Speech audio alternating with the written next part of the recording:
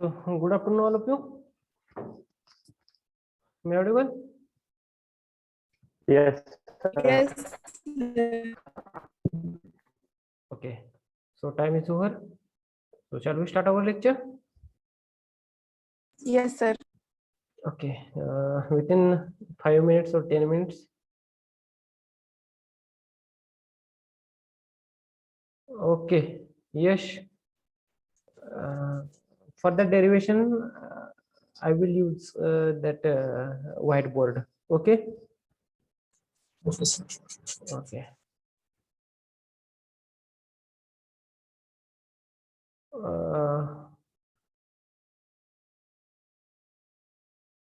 हे डेरिव्हेशन साठी डेरिव्हेशनचा प्रॉब्लेम येतो का अजून थिओरिटिकलचा सुद्धा काय प्रॉब्लेम होतो फिगरचा वगैरे सर डायग्राम वगैरे डायग्राम व्हाईटबोर्ड वर समजून yes yes yes yes okay okay ठीक आहे ठीक आहे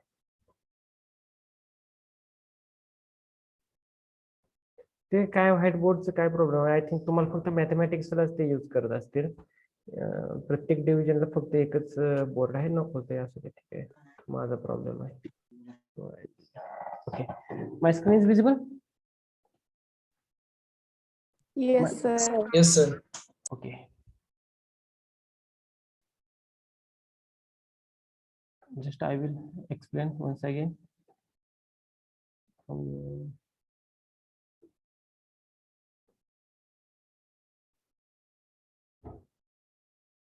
ओके इथे तुम्हाला एक फिगर ऑब्झर्व होती Yes, sir. yes as per the statement of the Hall effect here we consider the piece of p-type semiconductor जे हॉल इफेक्टचे स्टेटमेंट आहे त्या स्टेटमेंट नुसार आपण इथं पी टाइप सेमीकंडक्टर जो आहे त्याचा एक पीस आपण इथं कन्सिडर करतोय ठीक आहे बघा इथं तुम्हाला एक ऑब्झर्व होते छोटासा piece just 1 minute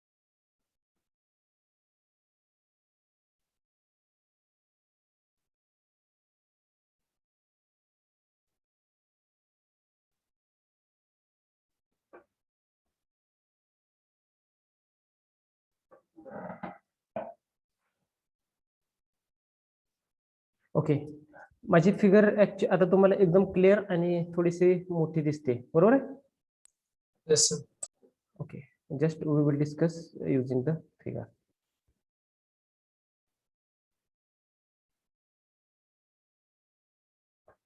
okay see here. So here there is the one piece of p-type semiconductor suppose we consider here this is the piece of p-type semiconductor okay ठीक आहे कुठं आहे तो हा तुमचा p-type सेमीकंडक्टरचा एक पीस आहे ठीक आहे आता आपण काय म्हणतोय की हा जो p-type सेमीकंडक्टरचे जे मटेरियल आहे ते पुटअप केलेलं आहे ठेवलेलं आहे कुठं ठेवलेलं आहे तर युनिफॉर्म मॅग्नेटिक फील्ड मध्ये ठेवलेलं आहे ते युनिफॉर्म मॅग्नेटिक फील्ड कुठं आहे हो हे जे बी आहे हे काय इंडिकेट करते बी तर हे आहे मॅग्नेटिक फील्डला इंडिकेट करत असतं आपण जेव्हा मॅग्नेटिक फील्ड इंडिकेट करत असतो तेव्हा हा बी चा सिम्बॉल यूज करत असतो ठीक आहे ती युनिफॉर्म मॅग्नेटिक फील्ड कशी आपली व्हर्टिकल आहे, अशी अप कडून डाऊन कडे चाललेली आहे बघा. हा इथे तुम्हाला ॲरो दिसतोय बघा, हे ॲरो ते इंडिकेट करते, बरोबर आहे. ठीक आहे, पण ती जी मॅग्नेटिक फील्ड आहे ती युनिफॉर्म आहे का नॉन युनिफॉर्म आहे? युनिफॉर्म आहे. ठीक आहे, मॅग्नेटिक फील्ड कशी आहे? अपवर्ड डायरेक्शनला आहे, म्हणजे व्हर्टिकल आहे. त्याचबरोबर इथं तुम्हाला एक सिम्बॉल दिसतो बघा, capital I. What is the capital I? Capital I काय इंडिकेट करते? तुमचा करंट इंडिकेट करते. मग तो करंटची डायरेक्शन कशी आहे तुमची? हो का बघा, इथून तुमचा असा करंट येतोय, असा स्ट्रेट जातोय, कारण इथं तुमचं दुसरं टर्मिनल आहे ना, बरोबर का? तेव्हाच तुमचं सर्किट कम्प्लीट होतंय. म्हणजे ह्या प्लेटला करंट कसा ह्या हॉरिझॉन्टली आहे. मग जर का या फिगरवरून आपण बघितलं तर व्हर्टिकली काय आहे तुमची मॅग्नेटिक फील्ड आहे, हॉरिझॉन्टली काय आहे तुमचा हा करंट आहे, बरोबर आहे. इथं आय. ठीक आहे, ओके ओके. इथं काय आहे तुमची? इथं मॅग्नेटिक फील्ड आहे बी. मग जेव्हा हे आपण करंट आणि मॅग्नेटिक फील्ड एकमेकांना परपेंडिक्युलर असते, तेव्हा या या पीसच्या आतमध्ये, ह्या सेमीकंडक्टिंग मटेरियलच्या आतमध्ये इथं आपल्याला काय ऑब्झर्व होते या एरियामध्ये? तर इथं आपल्याला काय ऑब्झर्व होते? तर व्होल्टेज तयार झालेला आपल्याला ऑब्झर्व होते. मग ते व्होल्टेज काय आपण सांगतोय? VH. मग ते जे तयार झालेलं व्होल्टेज आहे VH, या प्लेटच्या आतमध्ये तयार झालेलं, त्या व्होल्टेजची डायरेक्शन कोणती आहे? तर ह्या मॅग्नेटिक फील्डला आणि ह्या करंटला परपेंडिक्युलर आहे, म्हणजे या डायरेक्शन तुमचं हे तयार झालेलं व्होल्टेज असेल. मग इथं असेल तुमचं हे व्होल्टेज. हा जो सर्व फेनॉमेनॉन आहे त्याला आपण हॉल इफेक्ट म्हणायचं. आणि जे तयार झालेलं व्होल्टेज आहे, हे जे तयार झालेलं व्होल्टेज आहे, या व्होल्टेजला म्हणायचं हॉल व्होल्टेज. इथपर्यंत कोणाला काय अडचण आहे का? ही त्याची स्टेटमेंट झाली, ही त्याची आपण स्टेटमेंट किंवा डेफिनेशन म्हणतो, ही त्याची डेफिनेशन झाली. मग डेफिनेशन मध्ये आपण काय सांगितलं? A piece of metal or semiconducting material placed in uniform magnetic field. नंतर काय होतं आपल्याला? We found the voltage generated. त्याच्या आतमध्ये व्होल्टेज जनरेट झालेला आपल्याला ऑब्झर्व होते. So this generated voltage is perpendicular to both magnetic field and current. So this phenomenon is known as the Hall effect and the generated voltage is known as the Hall voltage. इथपर्यंत कोणाला काय अडचण आहे का? नाही, बरोबर आहे ना? ठीक आहे. आता ह्याच्या पुढचं आपण जेव्हा इक्वेशन्स सांगत गेलतो तेव्हा काय सांगितलं की वी कन्सिडर किंवा assume there is the rectangular plate of P type semiconductor. ही एक रेक्टँग्युलर प्लेट आहे. कसली आहे? पी टाइप सेमीकंडक्टरची आहे. Okay, no doubt. आता ह्या प्लेटच्या दोन एंडच्या अक्रॉस आपण काय कनेक्ट केलेलं आहे? एक्सटर्नल इलेक्ट्रिक चार्ज असे दोन टर्मिनल्स आहेत आणि त्याच्या थ्रू आपण करंट सप्लाय करतोय, बरोबर आहे. ठीक आहे. Then what is the equation for the current? So if we consider P type semiconductor, जर का ही प्लेट तुमची इथं आहे बघा, सांगितलंय बघा, ही जर प्लेट तुम्ही पी टाइप सेमीकंडक्टरची आहे म्हटला तर ह्याच्यामध्ये चार्ज कॅरियर्स कोण राहणार आहेत? मेजॉरिटी जे असते ते तुमचे चार्ज कॅरियर्स असतील. पी टाइप मध्ये मेजॉरिटी कोण असतं? तर तुमचा होल्स असते मेजॉरिटी. ठीक आहे. आता पी टाइप सेमीकंडक्टर आहे म्हणजे मेजॉरिटी कोण असणार आहेत? होल्स असणार आहेत. मग आता मी जेव्हा दोन टर्मिनल थ्रू या प्लेटला करंट सप्लाय करतो म्हणजे इथे करंटचं इक्वेशन असणार आहे काहीतरी. मग ते करंटचं इक्वेशन आहे काय तुमचं? Equation number 1. What is the equation number 1? Current I is equal to PAEVD. This is the equation number 1. PEAVD. This is the equation number 1. What is the equation number 1? I means काय? Current is equal to P काय आहे तुमचा? Concentration of holes. होल्सचं concentration किती आहे त्याच्यामध्ये? Second area of cross section, त्या प्लेटचा एरिया किती आहे? Charge on the holes. काय? Charge on the holes. Holes वरती चार्ज असतो positive 1.69 × 10⁻90. VD drift velocity, average drift velocity. त्या होल्सची ड्रिफ्ट व्हेलॉसिटी किती आहे? स्पीड किती आहे? ऍव्हरेज स्पीड किती आहे? ती म्हणजे काय झाला तुमचा? VD झाला. ओके. अजून याच्यावरून अजून आपण काय सांगतोय की फ्रॉम द इक्वेशन 1 किंवा using the equation 1 definitely we can write the equation of current density. Current डेन्सिटीचं काय इक्वेशन आहे? J is equal to I divided by A. J is equal to I divided by A. But we know I ची value आपल्याला माहिती आहे. कुठे आहे? Equation 1 मध्ये आहे. ती जर व्हॅल्यू तुम्ही इथं पुटअप केली तर तुम्हाला काय भेटते? J is equal to PEVD. J is equal to PeVD. This is the equation number 2. This is the equation number 2. Up to आता मला सांगा, इथपर्यंत कोणाला काय डाऊट राहिला का? इथपर्यंत कोणाला काय डाऊट राहिला नाही राहिला ना? ठीक आहे, ओके. आता याच्या पुढचे तुम्हाला मी एक्सप्लेन करतो. Just 1 minute. मी हे जे इथे जे केलं ते इरेज करतो आणि पुन्हा मी तुम्हाला प्रेझेंट करतो.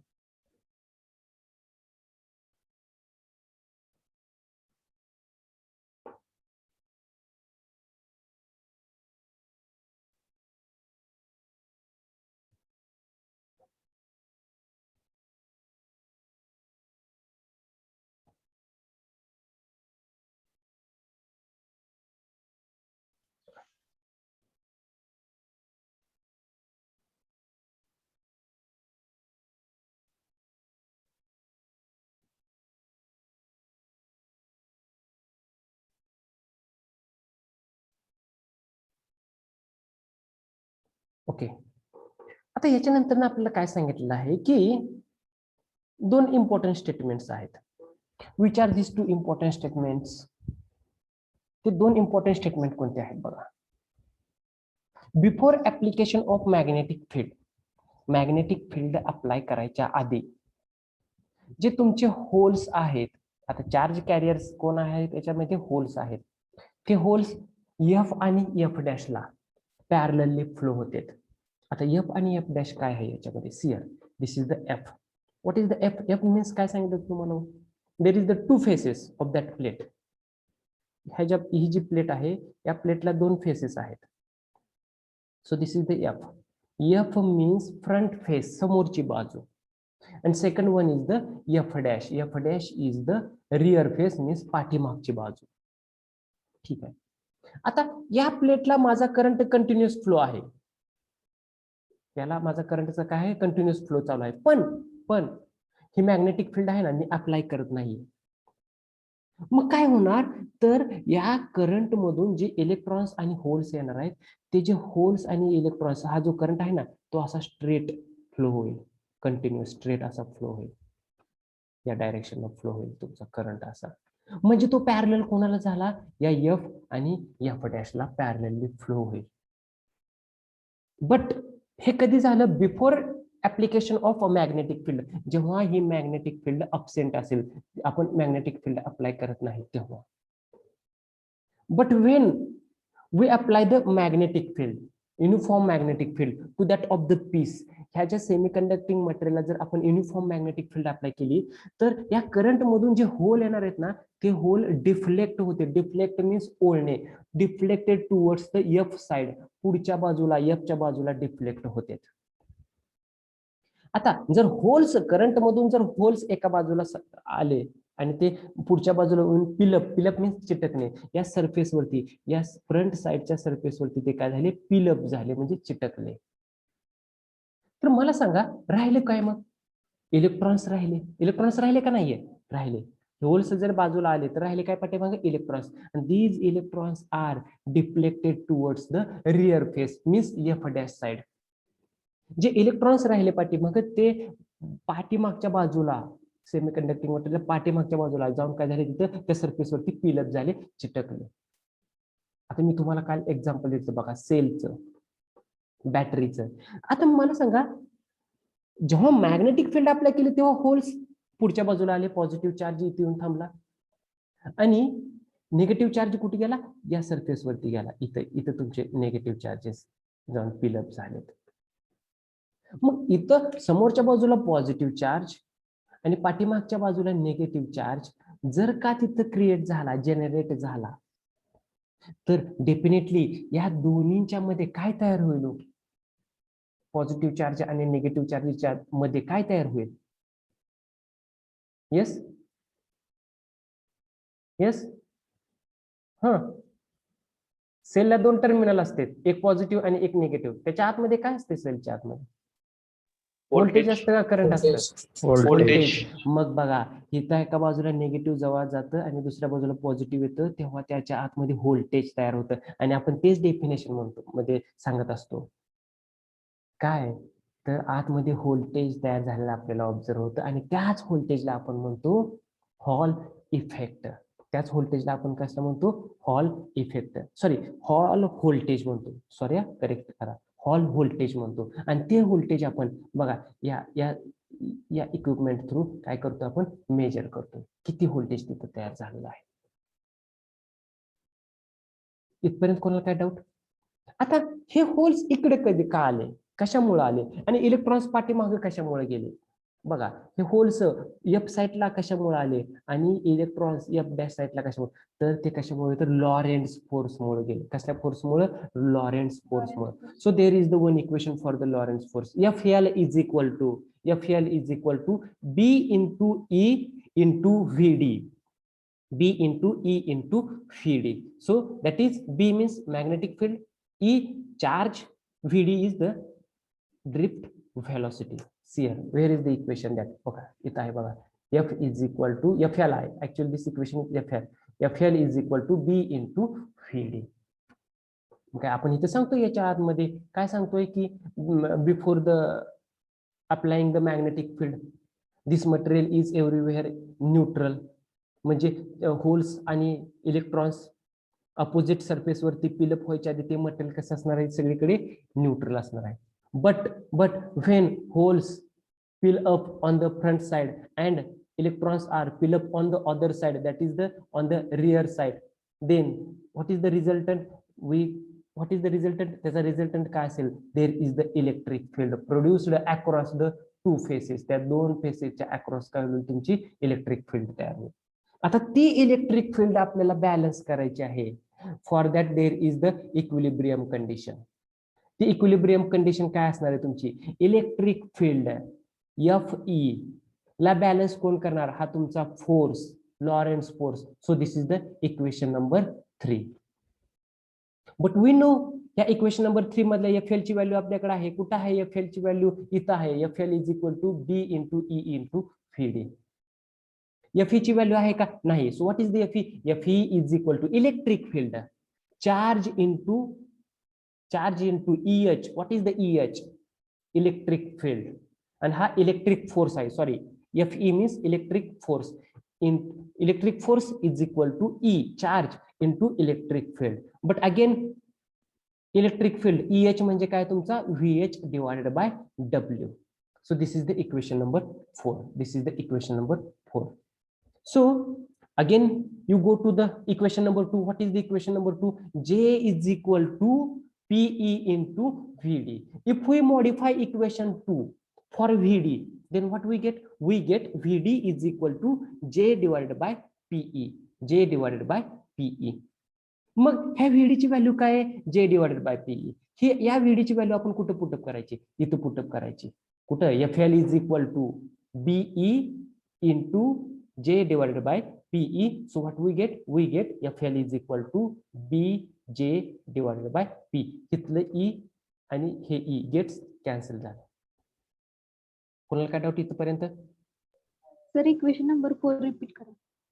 Okay, I will repeat. Sir इथले जे होल्स आहेत, हे होल्स पुढच्या बाजूला आलेत, फ्रंट साइडला आलेत आणि त्या सरफेस वरती पिलअप झालेत. जे पाठीमागे इलेक्ट्रॉन्स राहिलेत ते इलेक्ट्रॉन्स पाठीमागच्या बाजूला गेले, म्हणजे रिअर फेसला गेले आणि त्या सरफेस वरती तिथे काय झाले? पिलअप झाले. पण ते दोन्हींचं स्प्लिटिंग कशामुळे झालं? तर तुमच्या लॉरेन्ट्झ फोर्समुळे झालं. ओके, ठीक आहे. म्हणजे लॉरेन्ट्झ फोर्स रिस्पॉन्सिबल आहे चार्जेस सेपरेट करण्यासाठी, पॉझिटिव्ह चार्ज आणि निगेटिव्ह चार्ज सेपरेट करण्यासाठी. मग त्याच्यामुळं पॉझिटिव्ह चार्ज एका बाजूला आला आणि निगेटिव्ह चार्ज अपोजिट साईडला गेला. त्याच्यामुळे त्या दोन्हीच्या अक्रॉस, त्या दोन एंडच्या अक्रॉस काय तयार झालं तुमचं? EH. EH means hall field. Hall field. Okay, ठीक आहे. हॉल फील्ड तयार झालं. आता बघा इथं काय स्टेटमेंट दिलेलं आहे? The condition of equilibrium will be reached. ते बॅलन्सिंग होईल कधी? When the force FE, electric force. आता बघा, जर का दोन चार्जेस सेपरेट झाले, त्याच्यामुळे काय झालं तुमचा EH हॉल फील्ड तयार झाला. त्या हॉल फील्ड मुळे तुमचे 4 फोर्सेस तयार होणार. इलेक्ट्रिक फोर्सेस कोणते कोणते असते तो फोर्सेस? इलेक्ट्रिक फोर्सेस 2 असतील बघा. Electric forces yes. हा, पॉझिटिव्ह चार्ज आला तर कोणता फोर्स असतो? निगेटिव्ह आला तर कोणता असतो? पॉझिटिव्ह आला तर कोणता चार्ज फोर्स तयार होतो? बघा की attractive force and Attractive and repulsive repulsive. Force. आता बघा, जर का इथं हॉल फील्ड तयार झालेलं असेल तर डेफिनेटली हे दोन्ही चार्जेस, तर ह्या दोन्ही चार्जेस सेपरेट आहेत म्हणून तो हॉल फील्ड तयार झाला. त्याच्या आतमध्ये काहीतरी व्होल्टेज तयार झाले, बरोबर आहे का नाही? म्हणजे या पॉझिटिव्ह चार्ज आणि या निगेटिव्ह चार्ज मध्ये काहीतरी फोर्स असेल का नाहीये? सेपरेट कधी होते? जेव्हा त्यांच्यामध्ये अट्रॅक्टिव्ह फोर्स येईल. आता हे निगेटिव्ह आणि पॉझिटिव्हच्या मध्ये कोणता असेल? अट्रॅक्टिव्ह फोर्स असेल, मगच तिथं हॉल फील्ड तयार होईल. नाहीतर जर रिपल्सिव्ह फोर्स असेल तर एका टर्मिनलनं तुमचे निगेटिव्ह चार्जेस निघून जातील आणि एका टर्मिनलनं पॉझिटिव्ह चार्जेस निघून जातील. ह्याच्यामध्ये व्होल्टेज तयार होईल का? नाही होणार तयार. तर मग जर का फोर्सेस तयार होत असतील तर बघा, आता इथे 2 फोर्स झाले. एक लॉरेन्स फोर्स, त्याच्यामुळे चार्जेस स्प्लिट होतील. लक्षात आलं का मी काय म्हणतो? बघा, इथनं लॉरेन्स फोर्स मुळे पॉझिटिव्ह इकडे आला आणि निगेटिव्ह तिकडे गेला, म्हणजे काय झाले? स्प्लिट झाले. आणि इलेक्ट्रिक फोर्स मुळे दोन्ही चार्जेस एकमेकाकडे काय करणार आहेत? अट्रॅक्ट करणार आहेत. म्हणजे एक तर पूर्ण अट्रॅक्शन झालं नाही पाहिजे किंवा एक पूर्ण रिपल्शन पण झालं नाही पाहिजे. लक्षात येते का तुमच्या? Yes hello sir. Hello. Yes, sir. Yes, जर sir. का तिथे इलेक्ट्रिक फोर्स नसेल तर चार्जेस तिथे फिलअप होऊन राहतील का? नाही येत. किंवा लॉरेन्स फोर्स नसेल तर ते स्प्लिटिंग होईल का? नाही. म्हणजे लॉरेन्स फोर्स आणि तो इलेक्ट्रिक फोर्स दोन्ही एकमेकांना बॅलन्स झाले पाहिजेत. म्हणजे कंटिन्युअसली स्प्लिटिंग पण झालं पाहिजे आणि कंटिन्युअसली अट्रॅक्ट सुद्धा झाले पाहिजेत. म्हणजे जर अट्रॅक्ट झाले आणि स्प्लिट झाले तरच तुमचं व्होल्टेज तयार होईल आतमधलं. ते कशामुळे होईल? EH इलेक्ट्रिक फील्डमुळे तयार होईल. म्हणून आपण इक्वेशन नंबर 3 मध्ये सांगतोय की ते दोन्ही एकमेकांना बॅलन्स झाले पाहिजे. Is equal to FE electric force is equal to FL Lorentz force. Equation 3 I think आता एकदम परफेक्ट झाला सर, क्लिअर झाला sir. Yes yes sir. Okay. आता FL ची इक्वेशन आहे आपल्याकडे, आहे ना? FL ची इक्वेशन इथं आहे बघा. FL ची equation FL is equal to BE/VD. पण आपल्याला FE ची इक्वेशन आहे का? नाही. FE ची इक्वेशन आहे का? नाही. मग FE ची इक्वेशन काय लिहितो? FE is equal to E म्हणजे काय? चार्ज. ई म्हणजे काय? फक्त आपला चार्ज आहे. आपण पॉझिटिव्ह किंवा निगेटिव्ह सांगत नाही, तो फक्त चार्ज आहे म्हणतोय. इंटू EH हॉल फील्ड, त्याच्यामधलं आतमधलं हॉलचं फील्ड किती फील्ड आहे त्याच्यात. Hall field means voltage divided by width. Voltage divided by width. इथं आहे बघा विड्थ, W इंडिकेट केलं बघा, voltage divided by width. So this is the equation number 4. This is the equation number 4. Now we put the equation of FL and equation of FE in equation 3. FL चे equation आणि FE चे equation आपल्याला 3 मध्ये put up करायचं आहे. बघा आता मग आपण त्याच्या आधी काय करतोय? इक्वेशन 2 ला जातोय. What is the equation number 2? Equation number 2, what is the equation number 2? Equation number 2 is J is equal to PE/VD. Then we modify this equation for VD. VD साठी जर हे इक्वेशन मॉडिफाय केलं तर काय येतं equation तुमचं? VD is equal to VD is equal to काय येतं equation? VD is equal to yes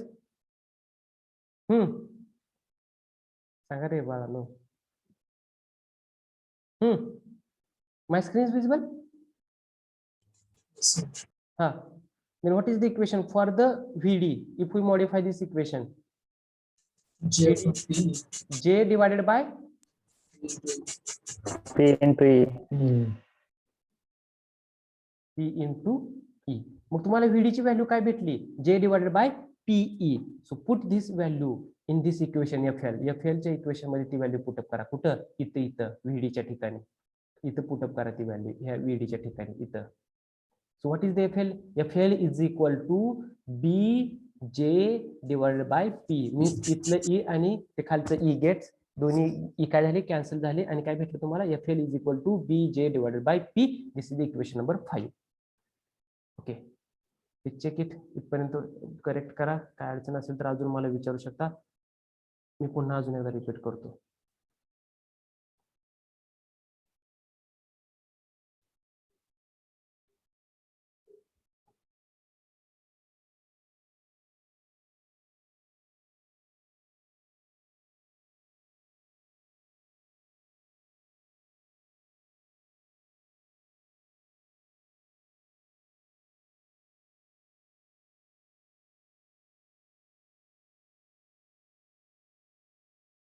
हा, कोणाला काय, हा बोला, कोणाला काय डाऊट राहिला का इथं इथपर्यंत? No sir. नो, जाऊ देत पुढं. Yes sir. ओके. अरे, एक जण बोलला, अजून कोणाला काही डाऊट असेल तर please, I request, please ask. I will repeat 100 times. तरी नाही समजलं तर मी अजून एकदा सांगतो, पण विचारा. ओके, ठीक आहे. आता इथून पुढे फक्त कॅल्क्युलेशन्स आहेत, त्याच्यामध्ये पुढे काय वेगळं नाहीये. हा, equating equation 4 and 5. E is equal to VH divided by W. हे तर आपल्याला इक्वेशन आहे. कशाचं आहे इक्वेशन? हे FE चं आहे. FE is equal to E into VH divided by W and FL is equal to BJ divided by P. आता आपले टार्गेट काय आहे? हॉल व्होल्टेज टार्गेट आहे. So take one side VH, all other terms on other side. So VH is equal to WBJ divided by PE is equal to, हा इथे काय काय होतंय? J, you know, the J is equal to I divided by A. तुम्हाला माहिती आहे J म्हणजे काय? I divided by A as per the equation 2. Equation 2 नुसार J ची व्हॅल्यू काय आहे? I divided by A. So put here. Then what we get? We get equation number 6. Yes? Yes? Yes sir. Okay, yes. आता इथे एक statement आहे. If T is the thickness of the semiconductor plate, then area of cross section आपण कसं find करणार? A is equal to W into T. So see here, this is the small t. Small t is the thickness of the plate. Then how we determine the area of cross section A? A is equal to W into T. So put A is equal to W into T in this equation number 6. Equation number 6 मध्ये put up केलं तर काय येते इथं? A च्या ठिकाणी फक्त W into T put करा, म्हणजे width into thickness. So again W gets cancel. What is the remaining term? VH is equal to BI divided by PET. This is the equation number 7. Yes. So this is the first part of this point. Hall effect चा हा पहिला part झाला. In the second part, there is the Hall coefficient. In the second part, there is the Hall coefficient. What is the Hall coefficient? Hall coefficient is the ratio of, कशा कशाचा तो ratio आहे?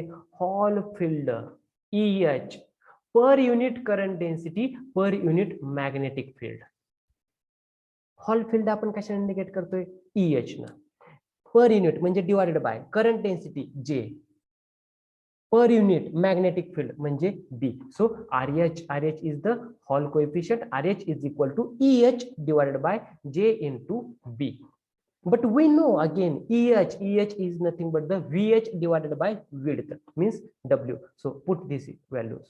So VH divided by W whole divided by JB. Again, we put the value of VH. VH ची value put up करा. कोणते equation घेता तुम्ही? 6, equation number 6. Equation number 6 जर VH च्या ठिकाणी तो पुट अप केलं तर आपल्याला काय भेटते? WBJ divided by PEWBJ. So common terms cancel करा. कोणत्या कोणत्या? WW gets cancel, BB cancel, JJ cancel. What is the remaining? 1 divided by PE. 1 divided by PE. So RH is equal to 1 divided by PE. This is the equation number 8. Again, using the equation 7 and 8. What is the 8? RH is equal to 1 divided by PE. What is the 7? VH is equal to BI divided by PET. मग आता इथं जर मी लिहिलं equation number 7 मध्ये 1, जर काय ह्या इथं 1 लिहिला, मेन्शन केला 1 into B into I, equation मध्ये काय फरक पडेल का? काय फरक पडेल का इक्वेशन नंबर 7 मध्ये इथे वर ऍड केला मी, काय फरक पडेल का? येस, 1 इंटू इथं इथं इथं इथं 1 केला मी ऍड, तर काय त्याच्यामध्ये फरक पडेल का? 1 into B into I divided by PET, काय फरक पडेल का? Yes, no sir. नाही. म्हणजे No. 1 divided No. By PE हा काय झाला तुमचा as per the equation number 8, 1 divided by PE हा काय झाला? RH RH. and remaining bi divided by t. So this is the equation. VH is equal to RH into bi divided by t. पण इथं आपण VH hall व्होल्टेजचा study करतोय का नाही? काय म्हणतोय आपण? हॉल कोएफिशियंट RH पाहिजे. So take one side RH, other all terms on other side. So RH is equal to VH into T divided by BI. So the hall voltage is a real voltage and it can be measured with the voltage. हे तुमचं last equation झालं. Okay, इथपर्यंत आता कोणाला काय doubt राहिला? No, sir. Shall we go to the next point and the last point of this chapter, applications of the Hall effect.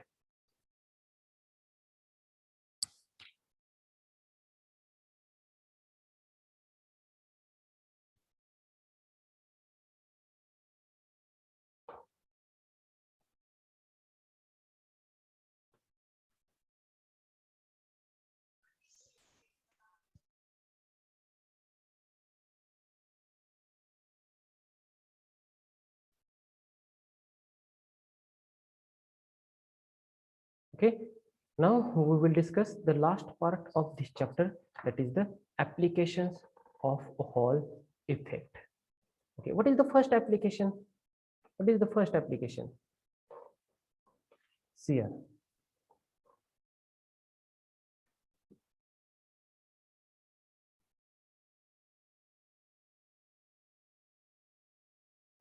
To determine the type of semiconductor. Basically there are two types of the semiconductor. One is the N-type semiconductor and second is the P-type semiconductor. So if for an N-type semiconductor, the Hall coefficient is negative. Okay, this statement is very important for your MCQ.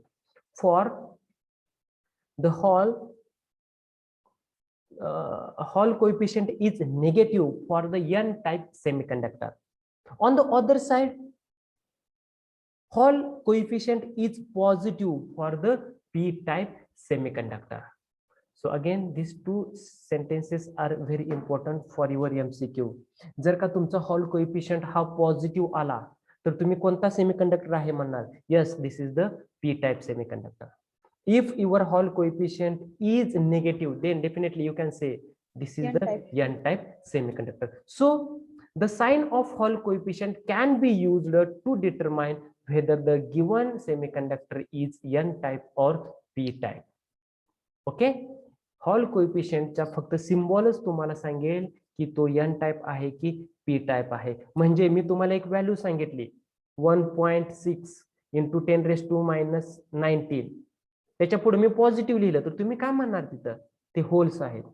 ते positive remove करून मी जर negative तिथे indicate केलं तर तुम्ही काय म्हणाल? There is the electron. म्हणजे फक्त तो सिम्बॉल साइनच तुम्हाला सांगेल की होल आहे का इलेक्ट्रॉन आहे. Same like here, if there is the positive Hall coefficient, P-type semiconductor. If there is the negative Hall coefficient, N-type semiconductor.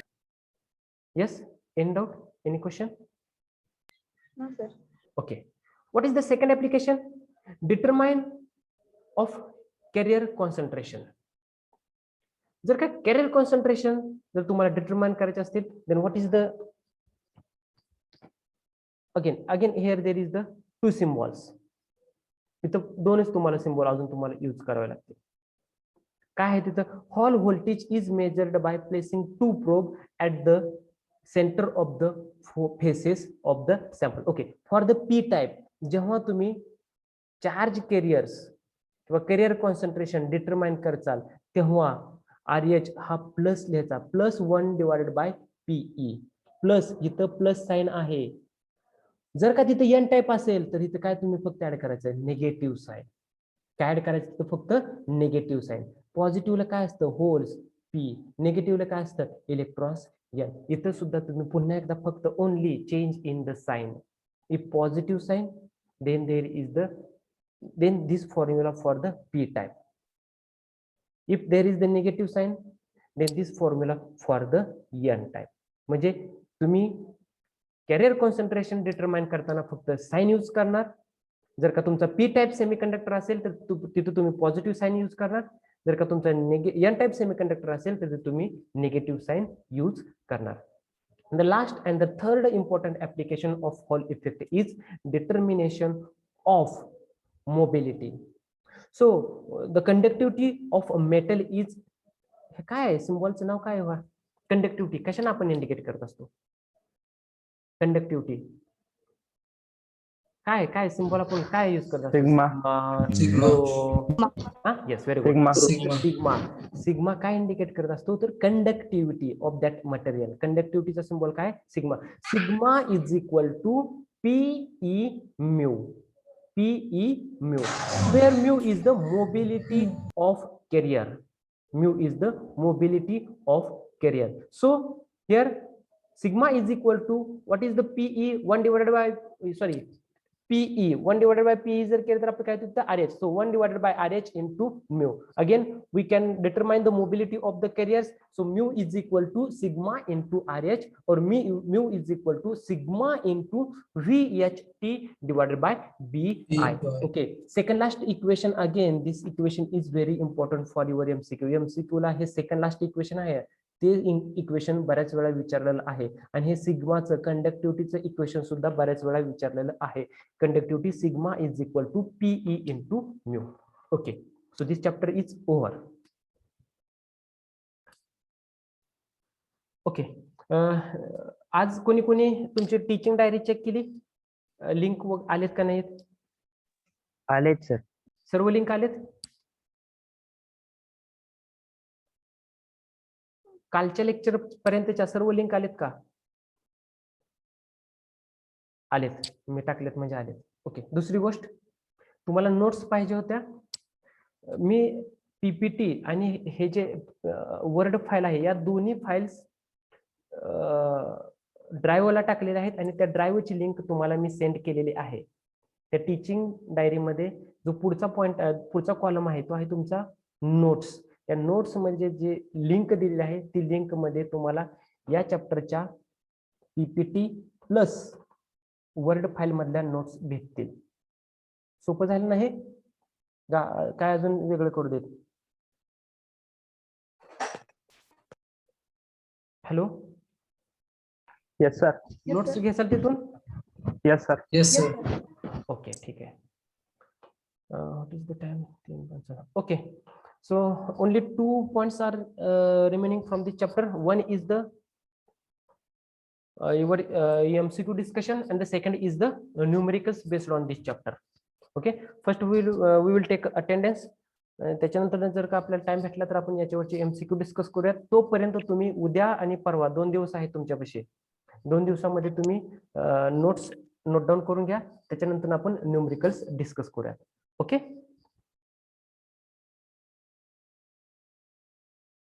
Okay, sir.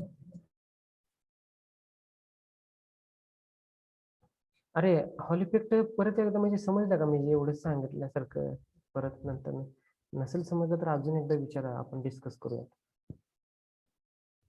म्हणजे याच्या आधीचं डेरिव्हेशन समजलं का तुम्हाला? Fermi level.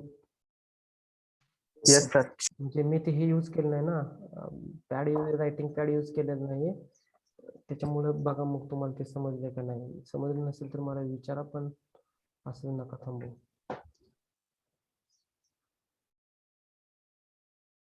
रायटिंग पॅडचा काय इश्यू आहे की एका डिपार्टमेंटला एकच आहे, ते मॅथ्स वाली घेऊन जाते ते कुठे तिकडे. व्हर्च्युअल अवेलेबल नाही ना झूम वरती? नाही हो, तसं तर मग कशाला एवढं नाही करतो. काय अडचण नाही, तुम्ही मला किती वेळा विचारा, मी तुम्हाला डिस्कस करतो. मग जोपर्यंत समजत नाही तोपर्यंत काही काळजी करू नका. Okay,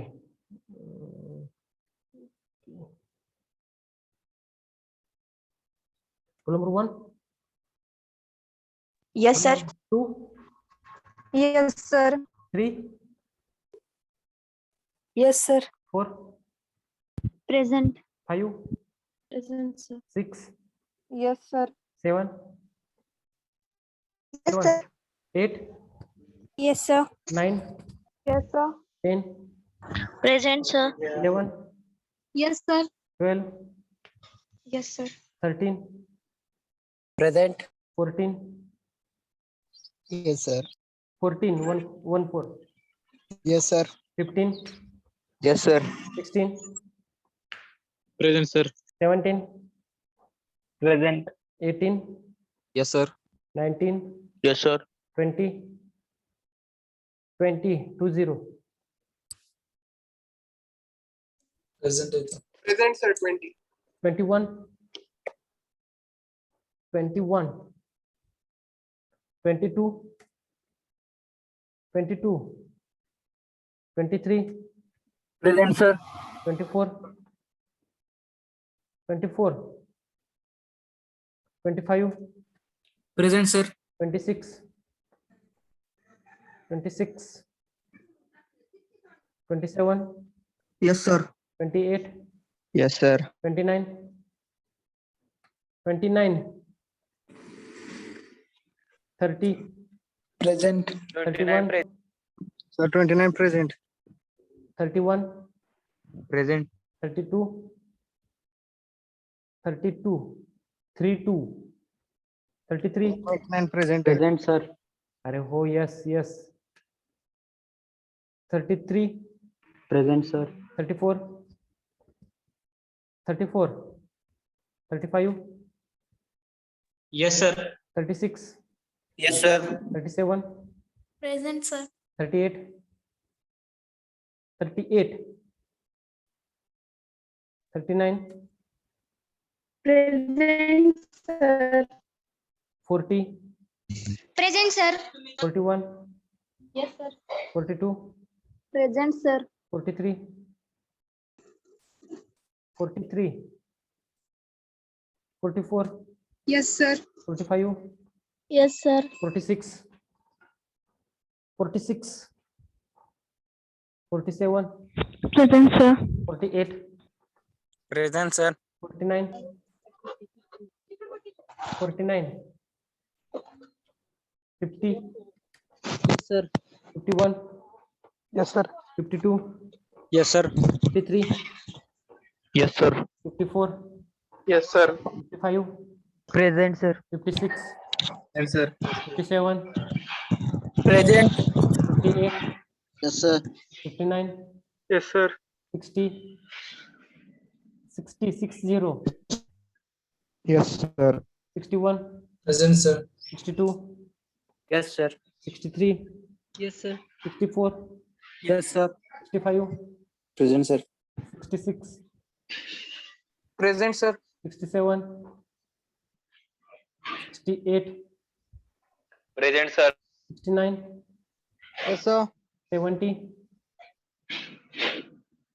70,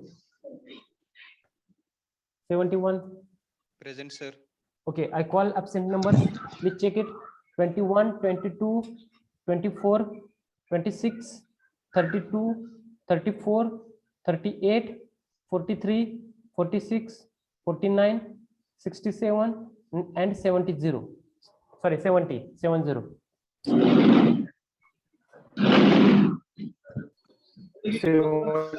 Present, sir. 50. Hello, sir. Yes, yes. हाँ, Sir, बोला. 32 is present. 32 present. Okay, any other? 70 present. 70 present. Okay. Sir, 60 is lovely. लावली. पण कोणाला काय डाऊट नाही ना आता?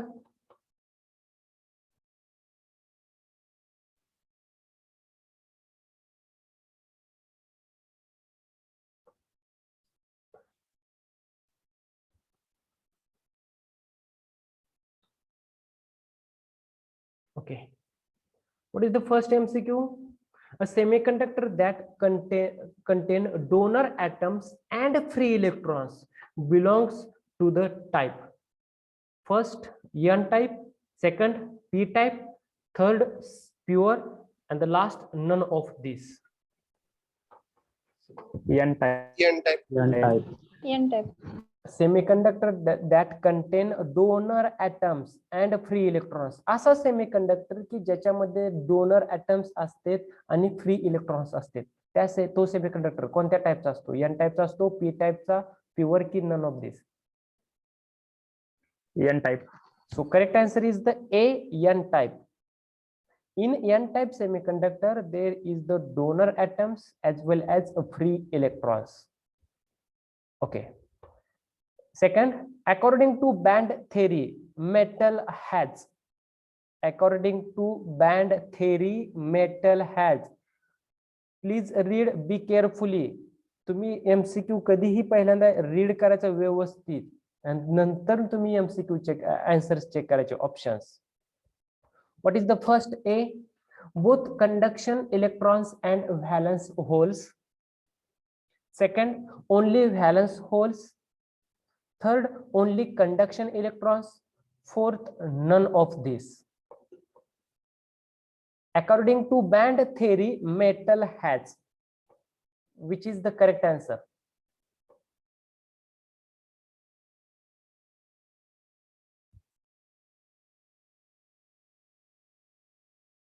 My screen is visible? Yes, sir. Okay. Read, be carefully. First, second MCQ. According to band theory, metal has.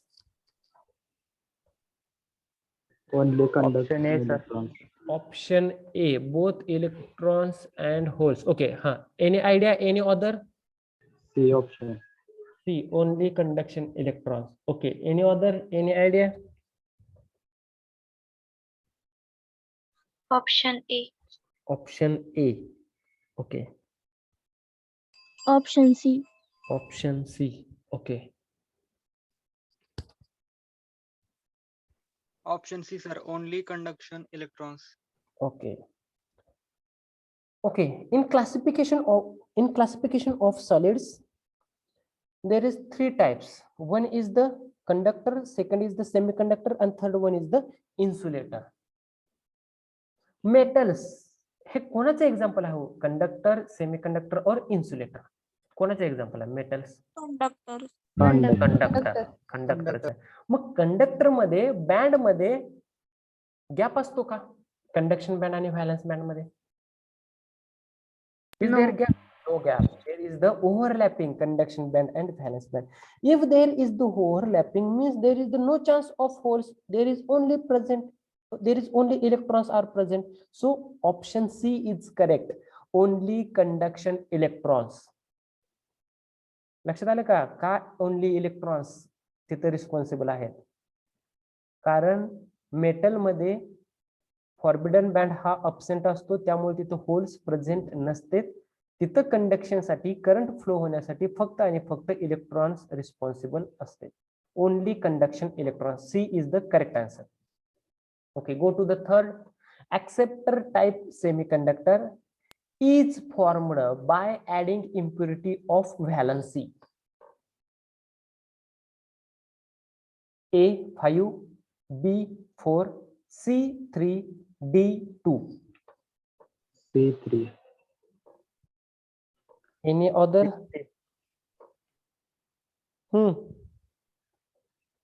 Option C. Option C सोडून कोणाची काय अजून? ऑप्शन सी सोडून अजून कोणाला कोणता ऑप्शन वाटतोय का अदर?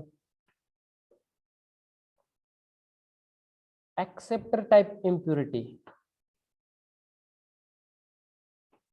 acceptor type semiconductor तयार होईल कधी? जर का आपण कोणती इम्प्युरिटी ऍड केल्यानंतर त्याची व्हॅलन्स किती असली पाहिजे? 5, 4, 3, 2 किती असली पाहिजे? Option C, 3 electrons. Option C is the correct answer. 3 option. Option C is the correct answer. If we add the valency C, ही जर impurity आपण ऍड केली तर आपल्याला acceptor type भेटतो, means trivalent. Okay, next, fourth number, the Hall coefficient RH is dash dash for metal. Positive, negative, no sign, any other? negative, Yes. Option B. Option B, negative. Yes, other? Negative option. Negative. Any other?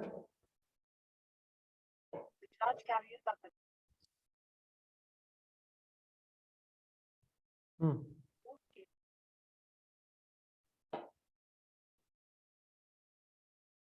Roll number 12. Who is this 12? All right, 12.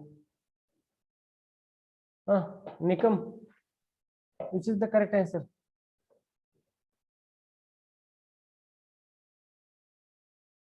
साक्षी ऐकत आहे का तुम्ही?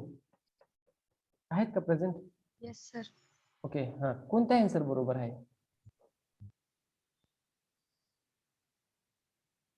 आपण कोणता MCQ discuss करतोय ते मला आधी सांगा. किती नंबरचा?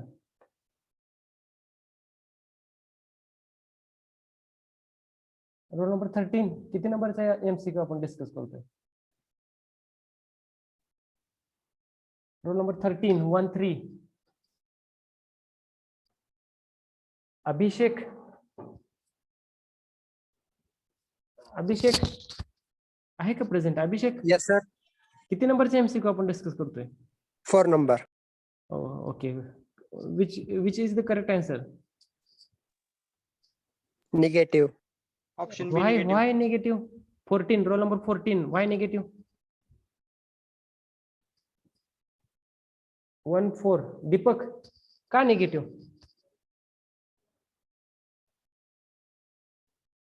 रिझन असलं पाहिजे ना काहीतरी. Why in metals Hall coefficient is negative? Prithviraj, 15. Why RH is negative for the metals? N-type. Okay, metals. In metals there is only electrons. जर का इलेक्ट्रॉन्स असतील तर तो एन टाइप झाला. N type as per the applications of Hall effect. Hall coefficient कसा असतो N टाइपचा? Negative असतो. So there is the negative. Hall coefficient RH is negative for the metals because in metals there is the only electrons. So this is the n-type semiconductor. For n-type semiconductor there is the negative Hall coefficient. Okay, we go to the 5. In p-type semiconducting material, the majority carriers are Sangram Bhosle.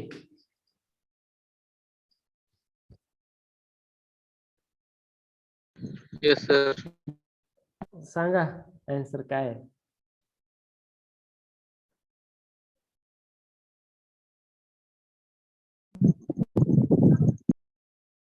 Sangram, Yes, sir. किती number MCQ आपण discuss करतोय? Sir मी range बाहेर गेलो sir. Jai,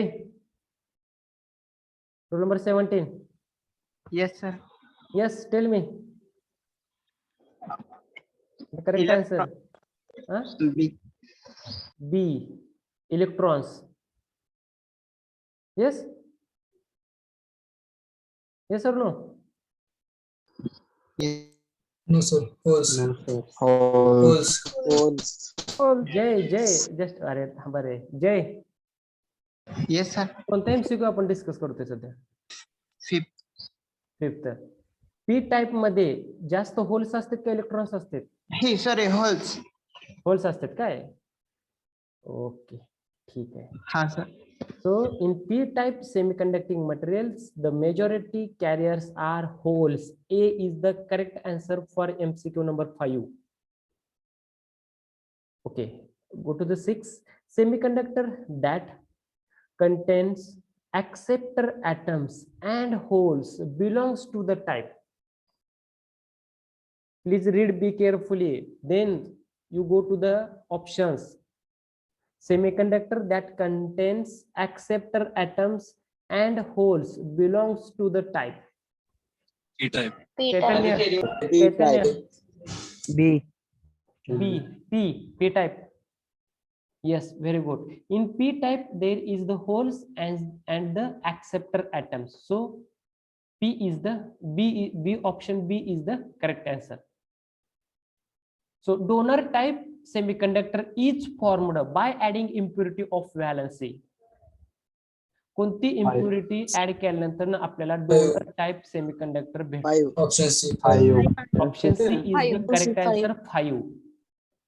Okay, 8 number. In p type material the minority carriers are Electrons. Electrons. Electrons. minority, not a majority. p type मध्ये minority कोण असते? Electrons असते. So B is the correct answer for MCQ number 8. Electrons हे minority असते. Okay, last 9 number. There is no hole current in good conductors because Option D. Overlapping valence and conduction band. Saurabh Gaikwad. Saurabh Gaikwad. Roll number 23, F23. Saurabh.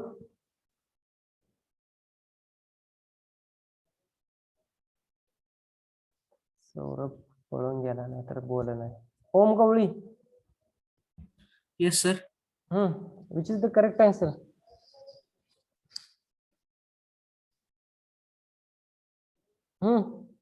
And why? 26.